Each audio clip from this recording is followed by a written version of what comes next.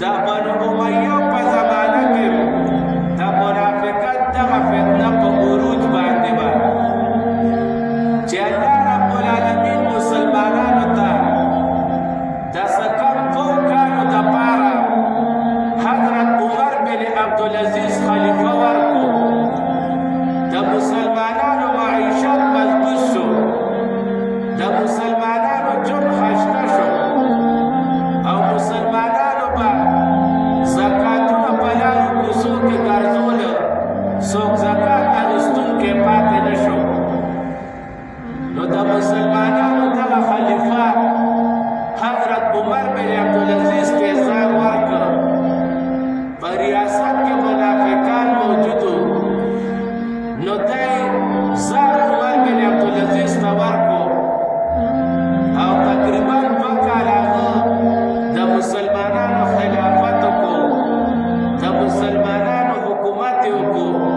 او الله رب العالمین مسلمانان ډېر زیات خوشحاله کړ مسلمانانو وروڼو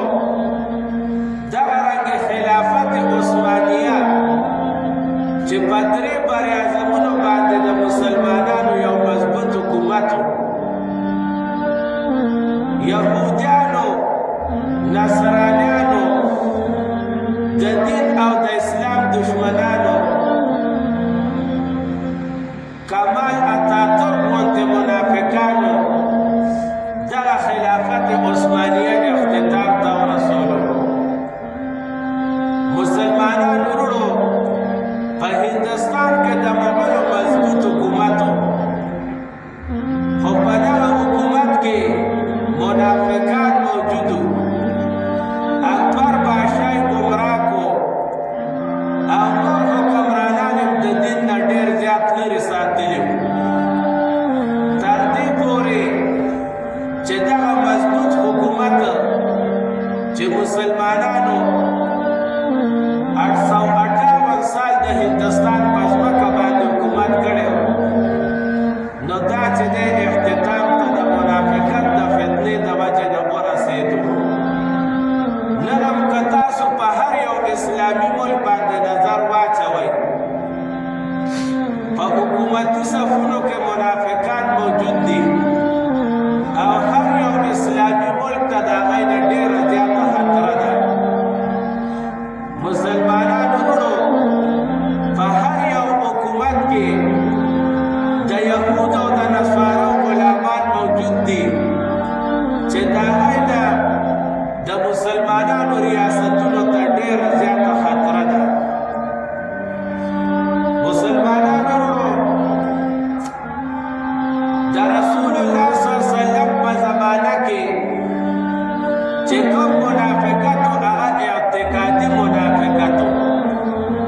زموږ په زمانه کې چې کوم منافقت دی دا عملي منافقت دی عملي منافقت مسلمانان چې خبرې کوي نو دروغ وایي مسلمانان چې وعده کوي د وعدې مخالفت کوي مسلمانانو سره چې امانت کېږي خیانت پکې کوي مسلمانان وروڼو